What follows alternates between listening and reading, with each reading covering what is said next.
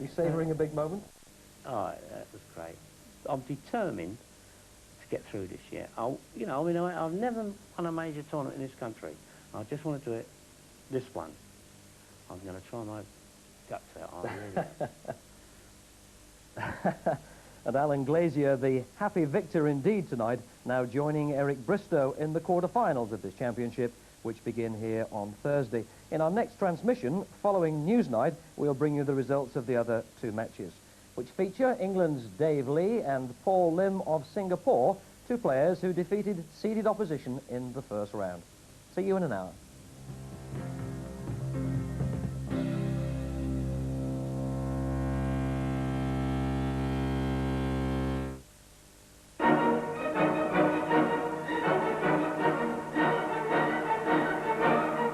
Into 86 with BBC2, in the first of a new series with Bob Monkhouse. His guest is Max Bygraves. Most of the clothes we wore had to be bought from army surplus stores. Oh, yes. You should have seen us on Sundays. Mother was a colonel in the Grenadier Guards. Father was a padre in the Black Watch. And our grandfather was first Sea Lord of the Nigerian Navy. Monkhouse and Bygraves on Monday at 9:30 on BBC2. In a couple of minutes, Newsnight. First on 2, we continue our tribute to the poet Philip Larkin. This evening, Douglas Dunn reads The Explosion.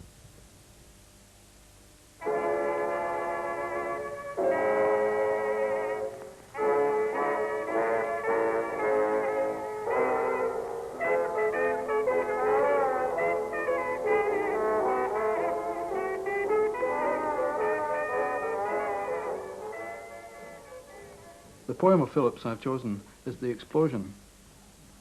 It's a poem of tremendous compassion, an embraceable compassion, the sort of poem that you can't really argue with because it's so right. There was a remark of approbation, a sort of way of saying I like this, as used by the great jazz clarinetist P.B. Russell. P.B. Russell used to say of something he really liked, "It doesn't bother me." This was a phrase that Philip himself sometimes used. And this is one of the phrases I'd use of this poem. But it does bother me because it's a poem that's very moving and effective. Ostensibly, it's about an industrial disaster, a coal mining disaster. But the feeling in the poem is so human, so broad, and so intense, and, in my opinion, so effective that the reader can hardly help but be shifted by it somewhat. The explosion. On the day of the explosion, shadows pointed towards the pit head. In the sun, the slag heap slept. Down the lane came men in pit boots, coughing oath-edged talk and pipe smoke, shouldering off the freshened silence. One chased after rabbits, lost them, came back with a nest of lark's eggs, showed them, lodged them in the grasses. So they passed in beard and moleskins, fathers, brothers, nicknames, laughter, through the tall gates standing open. At noon there came a tremor, cows stopped chewing for a second, sun scarfed as in heat haze dimmed. The dead go on before us, they are sitting in God's house in comfort. We shall see them face to face. Plain as lettering in the chapels, it was said, and for a second wives saw men of the explosion, larger than in life they managed, gold as on a coin, or walking somehow from the sun towards them, one showing the eggs unbroken.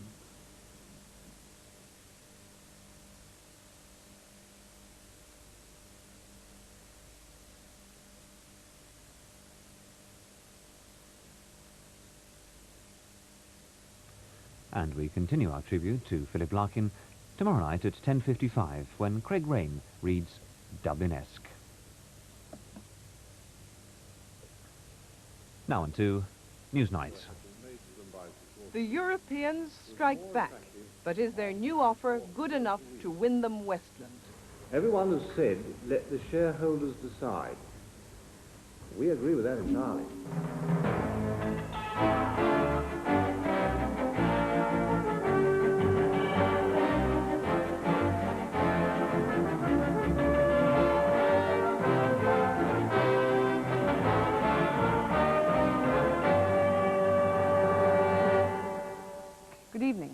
and Westland shareholders may well today be dazzled into decision by the bombardment of rival offers. We'll be looking at the shareholders' dilemma and asking European Consortium spokesman Sir Raymond Ligo if the extra £1 million he's now thrown in can win the day for the Europeans. And the black American leader who's been condemned as a bigot and an anti-Semite speaks for the first time on British television.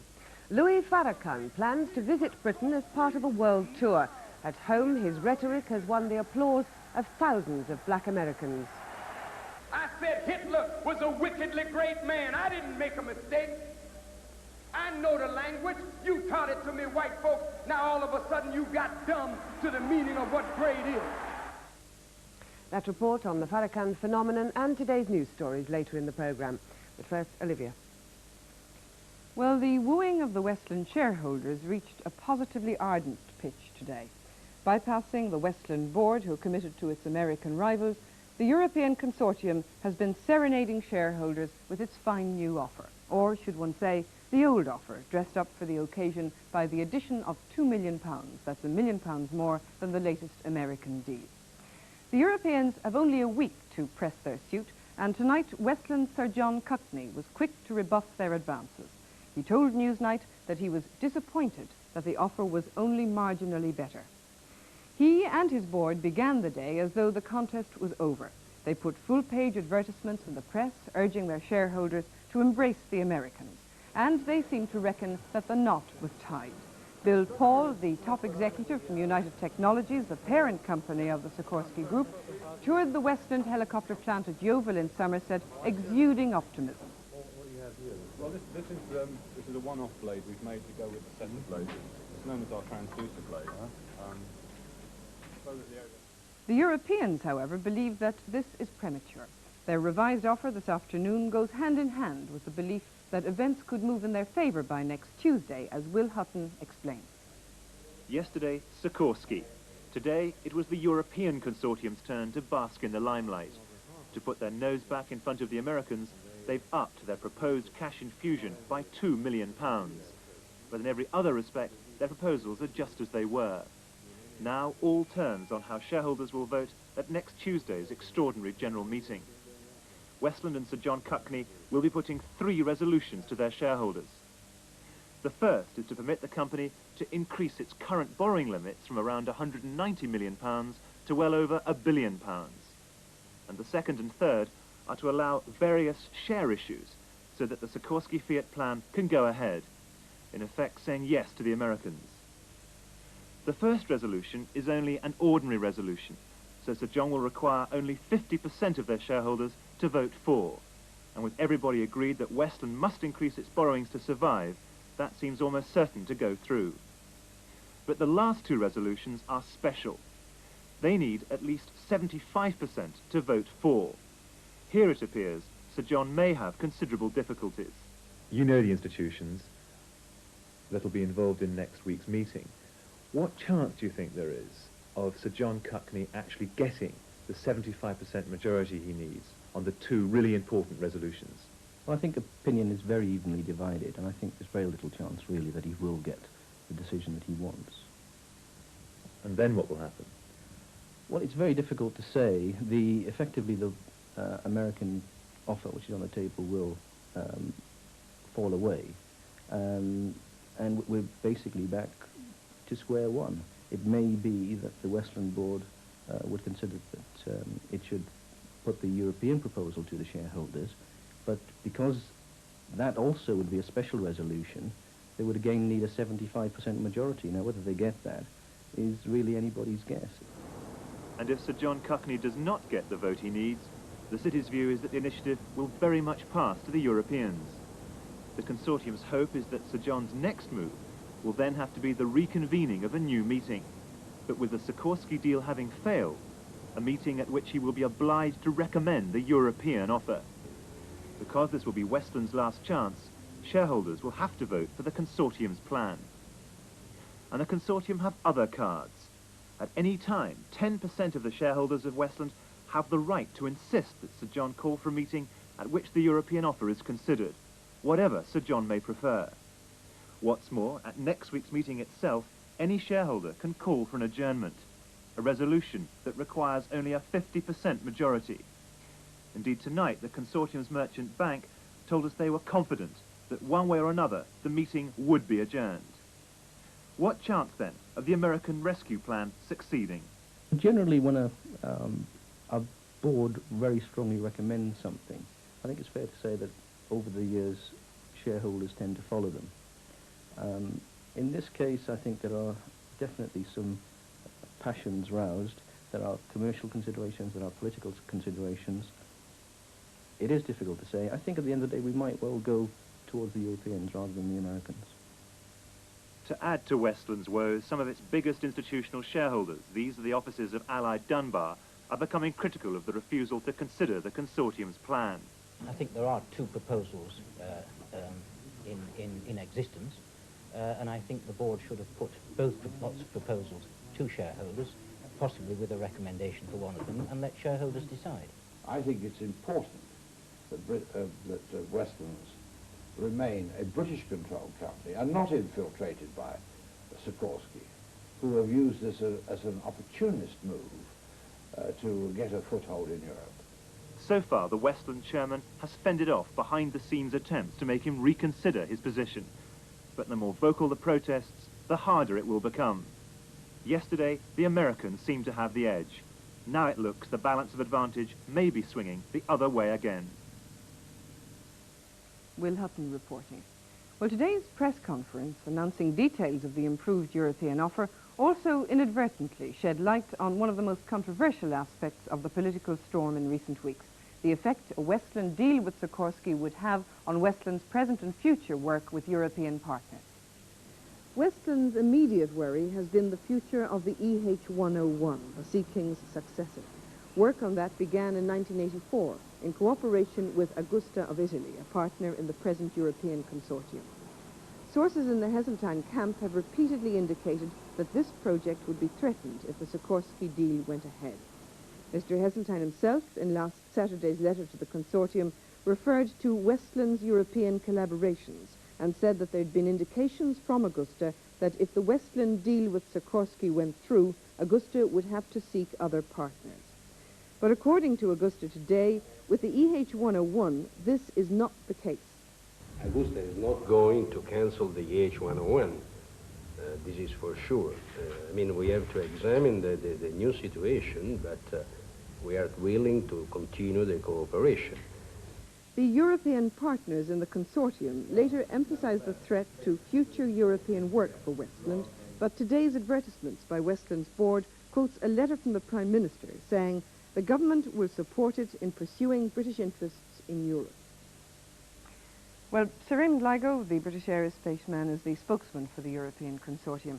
Sir Raymond, there have been a lot of threats that the EH-101 project would be in danger if the Westland-Sikorsky link went ahead. Now, the Italians, Augusta, today told us at that press conference that that is not the case. Has there not been a certain amount of misleading information disseminated by those favouring the European consortium's case? I don't think so. Well, I mean, certainly we haven't. The situation is that, as I understand it, there's a firm agreement between Augusta and Westlands to develop the 101, and I would have thought that as long as Westlands, under whatever ownership, was prepared to honour that agreement, then it should be possible for that to go ahead. What one can never say in a programme which takes as long as a helicopter to develop is what changes may occur in the run-up to the fulfilment of that programme.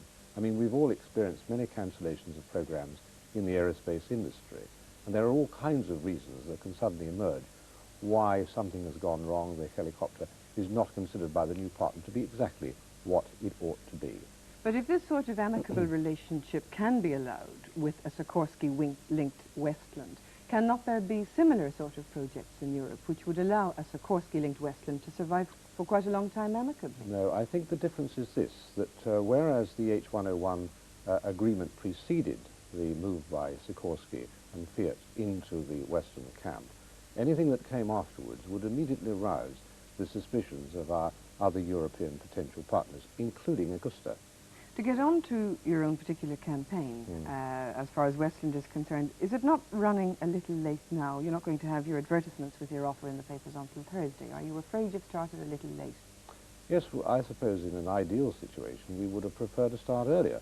But you must remember that it was only the other day that we got our first meeting with the Board of Westerns so that we could discover, and we tried hard to discover before, what it was that they found so objectionable in our proposals that they would prefer the American proposals. Is there still not a problem, though, with the substance of your offer? I mean, Westland's financial advisors told us tonight that if the Sikorsky deal falls down on Tuesday, then Westland is back on the brink. Can shareholders be sure that yours will be a legally binding offer? At the moment, it's simply a letter. In that letter, there is a paragraph which we inserted specifically because of the concern of the Westland Board, which binds the companies in the consortium severally to honour the agreements and the undertakings they have given if the Westland Board or if the shareholders decide to accept the European offer. So you can say tonight categorically to Westland shareholders that if the American deal falls down on Tuesday, on Wednesday there will be available to them a totally legally binding offer from the European consortium. Whereas that is my view, and furthermore, of course, it's a better offer, which makes it even more attractive. Well, in terms of the support that you seem to be confident you're going to get from Westland shareholders, can you now say that you now have the 10% support that is going to allow you to call another extraordinary general meeting?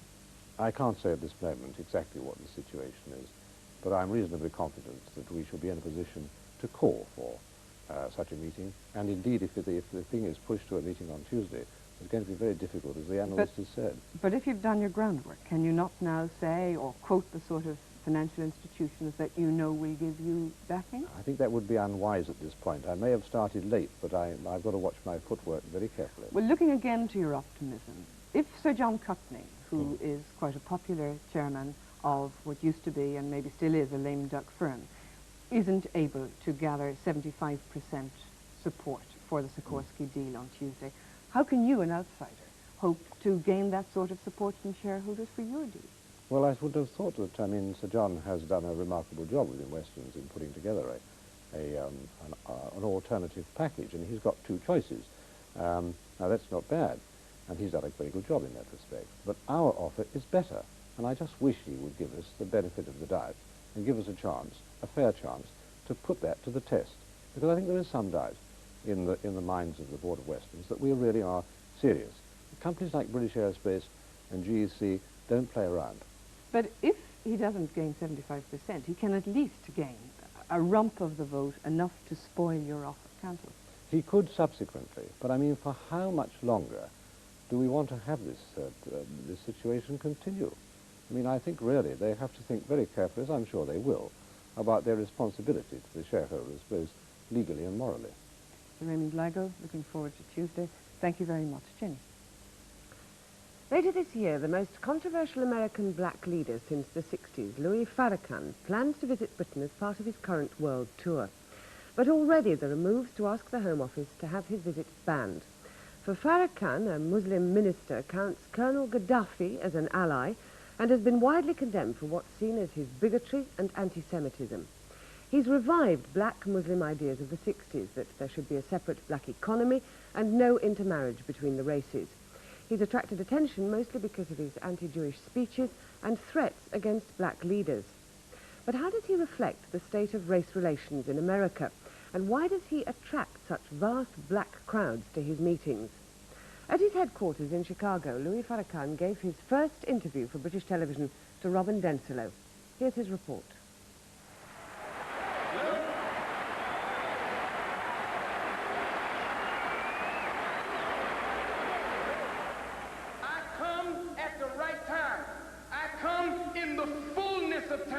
When it all has to be wrapped up. And because I'm on time, I will be more successful than all those that went before me, because the time is right, the season is right, you are right, the conditions are right. We must go free now. Now is the time. Louis Farrakhan is an American phenomenon. A black Muslim who draws crowds in their tens of thousands with a message as outspoken as that of 60s leaders like Malcolm X. He has shocked white America, and particularly the Jewish community. Look, who were the enemies of Jesus? Farrakhan has also embarrassed black leaders and accepted money from both Gaddafi and the Ku Klux Klan. He preaches black economic rebirth and a self-sufficient black economy, but also that black Americans are the chosen people and of a black messiah, and he litters his speeches with what's been seen as racism and bigotry, with attacks on Zionism or the Jewish lobby. I never called Judaism a gutter religion. I said the practice of lying, stealing, murder, and deceit, and using God's holy name to shield your dirty religion, not the practice of the scripture, but your dirty practices using God's holy name. Do you hear what I'm saying? But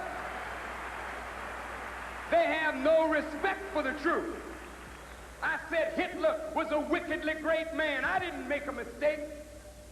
I know the language. You taught it to me, white folks. Now all of a sudden you got dumb to the meaning of what great is. Farrakhan is 52 and has been a Muslim minister for 20 years. His Nation of Islam sect has its headquarters in this former funeral parlour in a rundown area of South Side Chicago. In his first interview for British television, I put it to him, his speeches are anti-Semitic. Let us be truthful in the matter and say Farrakhan is against Zionism. And when I said that Israel has not had any peace in 40 years, and she shall never have any peace because there can be no peace structured on injustice, lying, thievery, and deceit, using God's holy name to shield your dirty religion under his name. At no time have I ever mentioned Judaism. But when you yell out, "Who killed Jesus?" and the crowds yell back, "Jews," surely on a street level, what you're doing is encouraging prejudice. When I said in Madison Square Garden, who were the enemies of Jesus, they hollered back, "Jews." And if you looked in my face, you would see surprise, because what I was trying to get the Christians in the audience to say was the scribes, the Pharisees, the Sadducees. Surely you knew exactly what they'd yell back, and you were playing on that prejudice. Well, not exactly, And now sir. you're intellectually justifying it. No, no, Surely no, no, say no, no. You operate No, no, no. on two levels, Please one listen level to me. intellectually and one level for the crowd. Please listen to me. The New Testament of your Christian Bible says, and Jesus spoke to who? The Jews. Certainly not all Jews in the world, but he addressed Jews. And in St. John, he addresses and admonishes and condemns Jews. Is Jesus anti-Semitic? Farrakhan says he's not anti-Semitic as such, but he's rather anti-Zionist or anti the power of the Jewish lobby in America. Judaism is a dirty religion. That's not anti-Semitic. Come on. You can't accept there could be a distinction at all. Who would think that somebody who calls Judaism a dirty religion is not a philo-Semite? Let's go further. His addressing the crowd and calling out, what do you do with blacks who take orders from Jews? And somebody shouts out, kill him. And he says, I didn't say that, but I second the motion. Of course he's a demagogue, and of course he's a bigot. The controversy over anti-Semitism has dominated American headlines. But does this explain Farrakhan's ability to draw vast crowds of black Americans in almost every major city? James Baldwin was the literary conscience of America during the Civil Rights Movement and remains the country's best-known black writer. When Farrakhan adds to the rage and pain of black people in this country, uses that rage and pain, by using the word Jew, of course it's cataclysmic. Of course it's going to work. You know, you have a target. You have a scapegoat. You have a way of explaining all of your sorrow. And people have done this for generations. This is what happened. That's what happened in Hitler's Germany.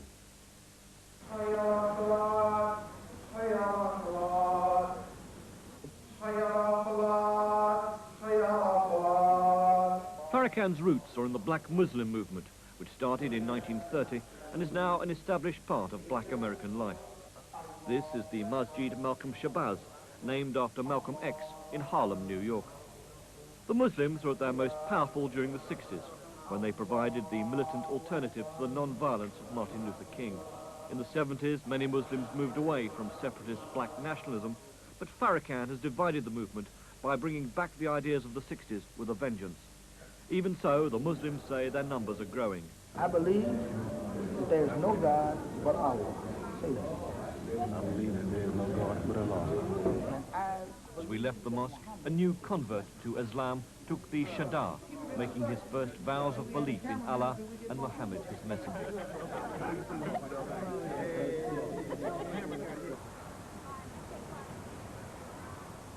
The bleak streets outside the mosque are proof in themselves of why Farrakhan has done well by rejecting white America, that other nation just a few blocks away.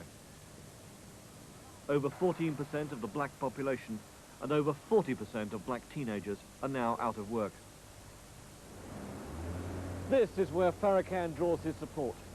Black ghettos like Harlem, where the unemployment rate is 3 times as bad as that of white America, with a gap that's still widening. When Farrakhan came to New York, he didn't preach around here.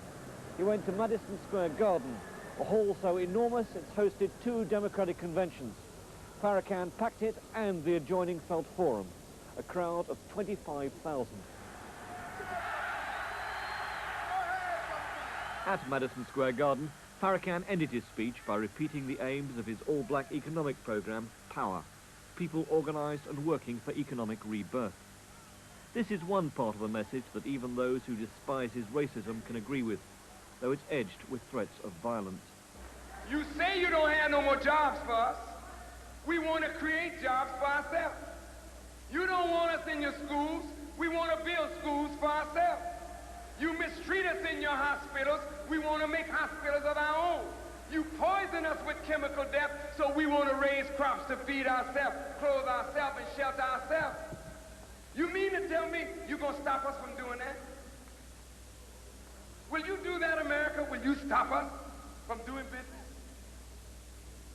Then if you do, what should our response be? What did you say? What did you say? Farrakhan hopes to transform black America and provide jobs for black youth by starting with black-produced and black-distributed soaps and mouthwash. It was surely a very modest beginning. Oh, well, you know, you started from a tiny drop of sperm, very small start, but you're a pretty big man now. And so it is with General Motors and all of the big companies. They start small. And we cannot, as a people who are only less than 1/10 of 1% of the $3 trillion gross national product of this nation, we can't expect to start at the top. We have to start small and grow, but we must make a start. The Libyan leader, Colonel Gaddafi, has given Farrakhan $5 million for power to make that start. It's being administered from this market research company outside Philadelphia, but so far little seems to have been done with it. There was to be a link with the large black-run Johnson Products Group, but they pulled out, not wanting to be seen as anti-Semitic. Farrakhan's Nation of Islam also has a business of its own, selling Farrakhan produce in shops like this one in Washington.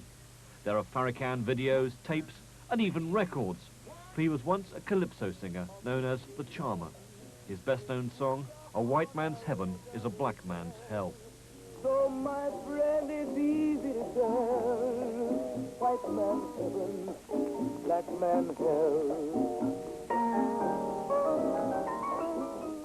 Others have tried to achieve parity with that white man's heaven by a quite different route. This New York reception was hosted by the National Association for the Advancement of Colored People, America's longest established and biggest civil rights group, with 500,000 members. Singer Lena Horne was presenting the Society's annual medal to comedian and actor Bill Cosby. The NAACP fights against discrimination and for one society. It can host events like this, but its leaders can't attract crowds like Farrakhan. But I don't know why we equate a crowd necessarily with leadership or followership. It's power, certainly. I don't think it's power. To get a crowd out, how do you organize power? Is it power to see steam cascading from an open thing, or steam powerful when it's controlled, runs a locomotive and runs engines? The thing that represents power to me, and I will never let the media run me off of that, is organized activity to get things done. Doesn't it frighten you when he draws these enormous crowds, packs Madison Square Garden? Not really, because I don't think he is a threat. Potentially he's a threat.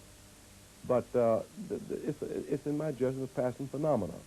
Passing phenomenon or not, Farrakhan has already affected and embarrassed the black political scene. It started with Jesse Jackson. Farrakhan was an avid supporter during last year's presidential campaign. At first, he was very useful, getting blacks to register to vote, and then a liability because of his anti-Jewish remarks. Now it's the turn of the black mayors of America. They've been under pressure from Jewish groups to denounce Farrakhan, and it's given them an awkward dilemma. It is, of course, a political liability for them, and I think they realize that it's a political liability because you can't win on this. Either you say something good about Farrakhan, or you say something bad about Farrakhan, you lose your black constituency, you lose your Jewish constituency. Which do you want to lose? So rather than alienate either one, they have chosen the better course of political ethics, which is to say nothing. We approached Jesse Jackson and the black mayors of Washington, Los Angeles and Chicago. They declined to discuss Farrakhan. One man who would talk was David Dinkins, New York City clerk, but he just read a prepared statement. Living in a free society as we do presents us with a clear obligation to face the wrongs in our community and to speak out against them.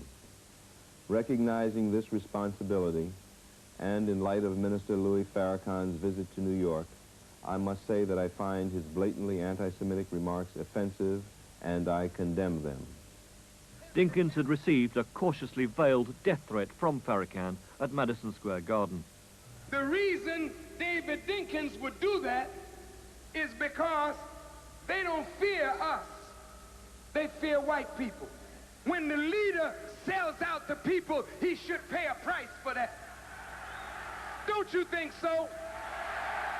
Do you think the leader should sell you out and then live?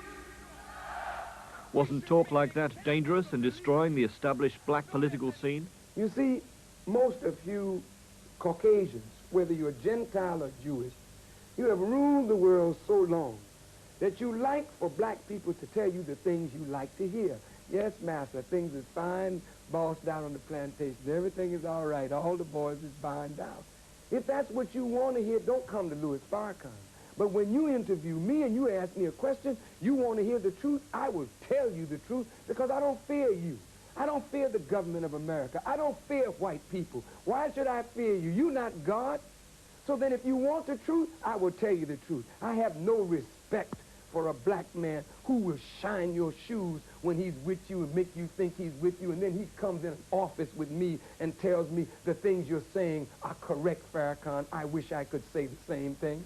That's why blacks, when they repudiate me so weakly because they believe the very things that I'm saying, but they don't have the guts, the strength, or the freedom to say it. So I tell them, shut up, I'll speak for all of you. Brother Muammar Gaddafi, a young, brilliant, visionary. Farrakhan knows how to frighten white America, and nothing frightens white America more than the Libyan leader, Colonel Gaddafi. Speaking to Farrakhan's convention in Chicago this year, on a live satellite link, Gaddafi urged black American servicemen to revolt. And to express my full support and support of my country to your struggle for freedom, for emancipation. Farrakhan justified all this, remarkably, by comparing himself to Jesus. Well, when Jesus was in the Roman Empire, I don't think Jesus wanted his followers to take part in Rome's war, did he? And so I imagine Rome saw Jesus as a dangerous man. I do not want to take part in America's wars. No, sir. If her policies are just policies, I will stand for America. But if her policies are to maintain the privileged position of the rich, to dominate, suppress, and oppress the poor, I will have nothing to do with that. But if you get Gaddafi, with his record of supporting international terrorism, to actually encouraging American soldiers to revolt, you can surely not be surprised if the American authorities come against you very strongly. And I would not care, because the American authorities are not the friends of black people, so I refuse to let America tell me who my friends should be. What's important about Farrakhan is not the man or even the message, but what he's come to represent. Just down the street from the Harlem Mosque is the Baptist Church of Wyatt T. Walker, once Chief of Staff to Martin Luther King. It boasts some of the best preaching and singing in Black New York.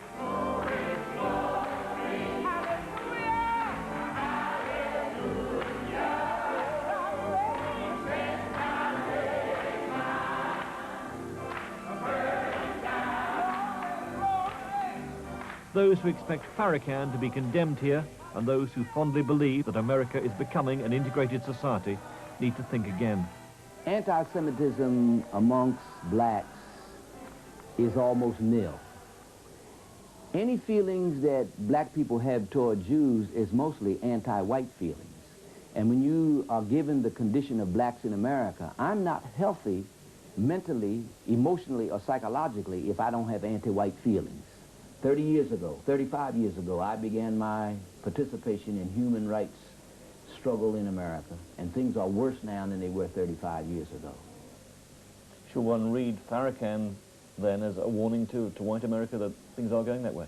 Well, you know, whatever else Louis Farrakhan is, the essential and crucial thing to remember is that he was made in America. If the conditions of racism were not as they are, then America would not produce a figure like Louis Farrakhan. If Farrakhan succeeds, is he going to completely destroy everything that was achieved by Martin Luther King, the idea of an integrated society? He cannot possibly do any worse than Ronald Reagan, can he? Or the people who run the country now. But how far do you think you'll be able to take an idea of a separate black society within America? You're looking in the wrong direction. It is already a separate black society because of the way we treat it. You know, all that one would be hoping to do, I'm not in Farrakhan's mind, but I've been around a long time, is to legalize it, to make it autonomous, since it is already separate and despised. And since the American people are not able to consider me their brother, they are in trouble. We are all in trouble for that reason. And that's Farrakhan's platform. That's his opportunity. I'm warning you, Mr. Reagan, and I'm warning the government of America. This body you cannot have. You have killed your last black leader when you killed Martin Luther King. Many Americans would like to dismiss Farrakhan as a creation of the media or a dangerous bigot. He may be a bit of both, but he's also a warning to America that racial problems haven't gone away with the race riots. Martin Luther King's beloved community is, alas, light years away from the all-black ghettos from where Farrakhan draws his enormous crowds. That report from Robin Denzilo. Well, in a moment, the war of words between Libya and the United States. But with the rest of today's news, Jenny. Abroad, the Polish government is investigating an attack on a pro-Solidarity priest. The Reverend Tadeusz Zalewski was beaten, gagged and bound with wire in a dawn raid on his home. His attackers are still at large. And the government today received a petition from university teachers in Krakow who say there's an atmosphere of terror in church and intellectual circles. A group of American congressmen has begun a visit to South Africa to look at the effectiveness of American sanctions. This afternoon, the group met the Foreign Minister, Pick Berta. Their aim, they say, is to see if sanctions against South Africa need to be toughened.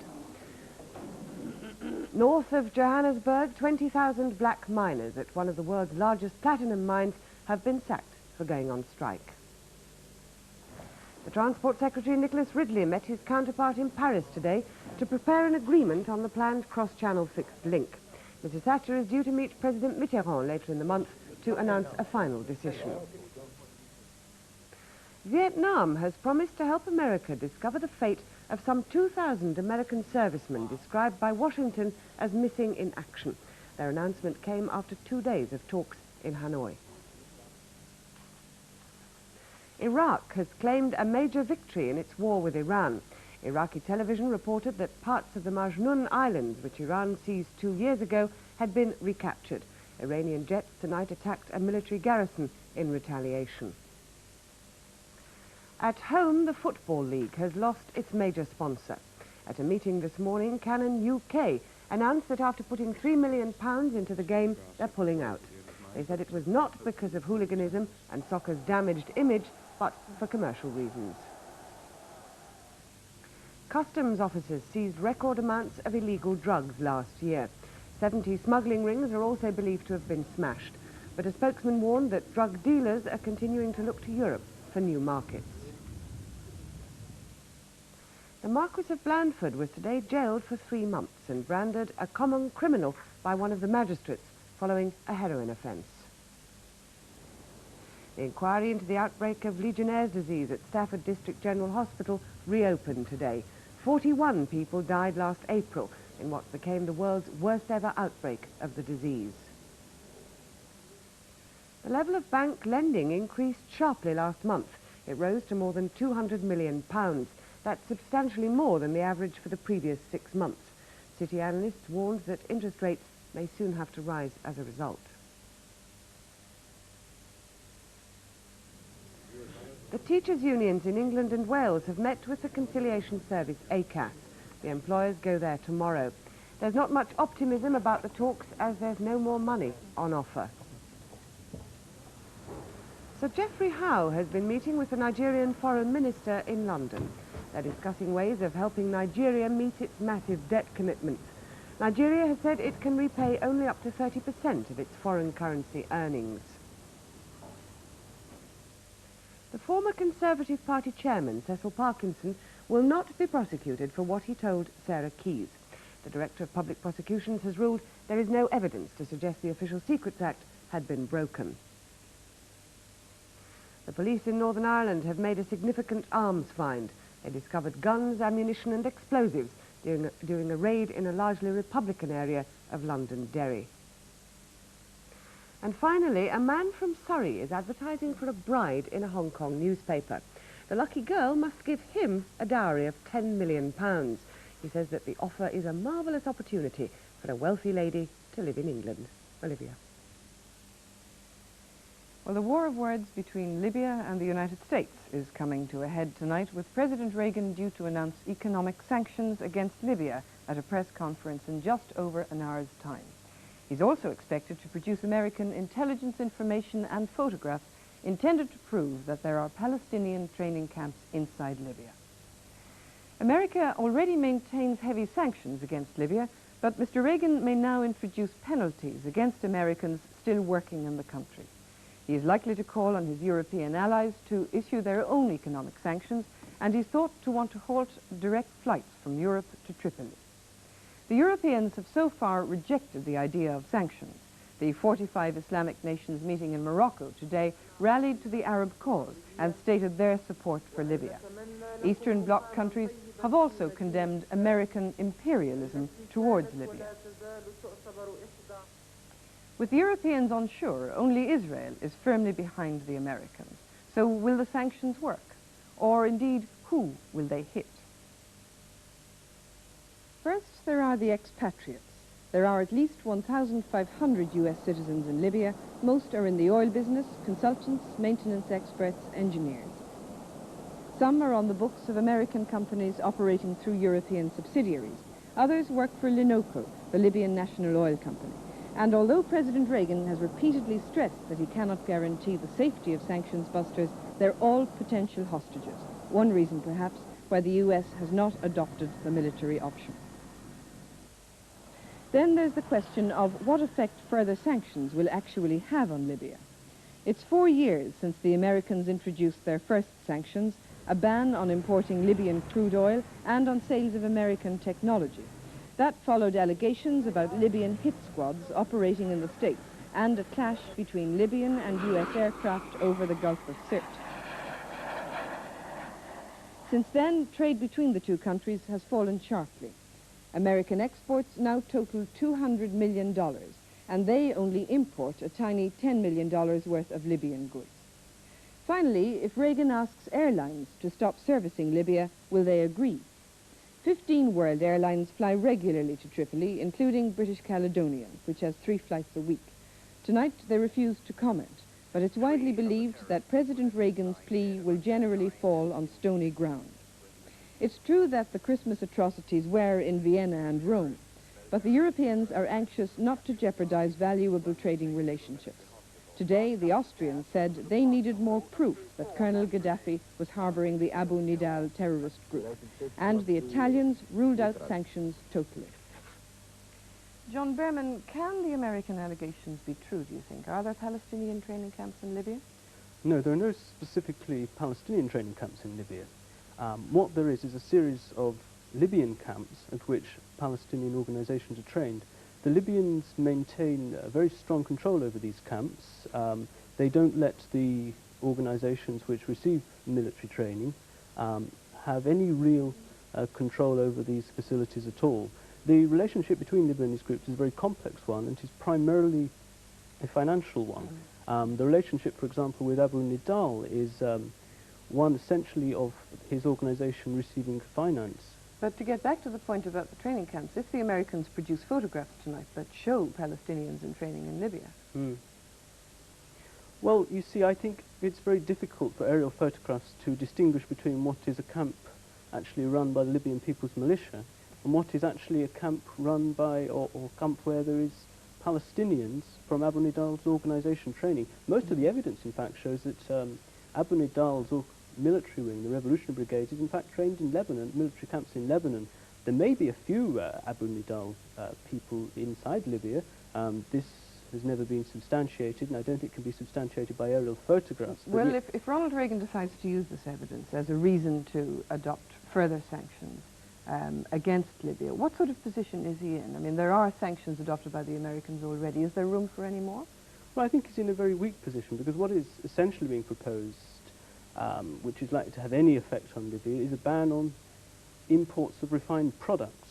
These don't count for very much, and they're not likely to do very much damage to the Libyan economy if they're introduced unilaterally without any kind of concerted action with the Americans' European allies. What about the 1,500 Americans who are there? Is it likely that they will be asked to leave, asked to come home? Well, yes, so this has happened in the past. President Reagan in 1981 and 1982 asked these people to leave. 2,000 left, 500 went back, and approximately a third of those Americans currently in Libya are actually people who have returned after they've been instructed by the American government to leave. Well, what's the long-term effect been of Mr. Reagan's attitude to Libya? I mean, has Libya suffered from the sanctions imposed since 1982? Libya suffered temporarily from the sanctions in 1982, but by the end of the year it was actually exporting more oil than it was at the beginning.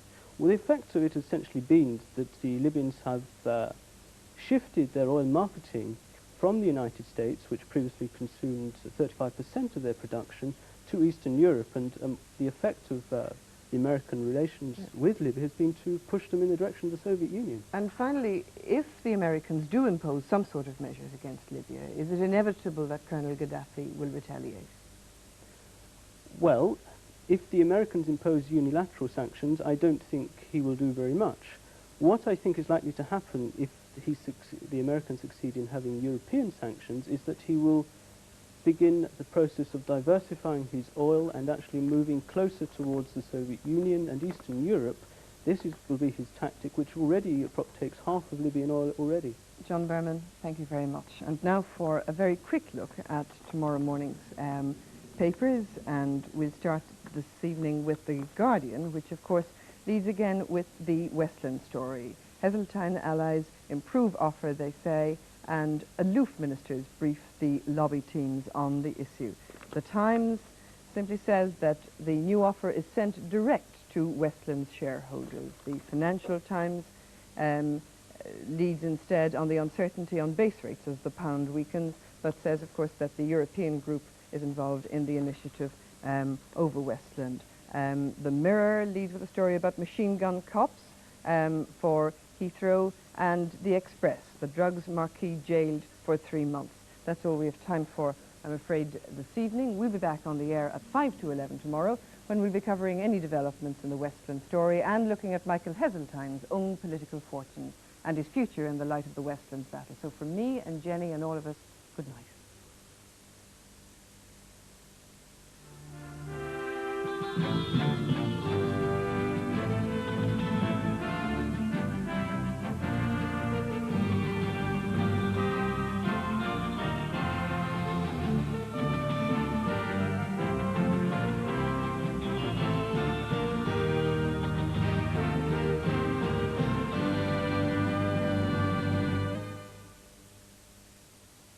Robin Denslow writes about the Farrakhan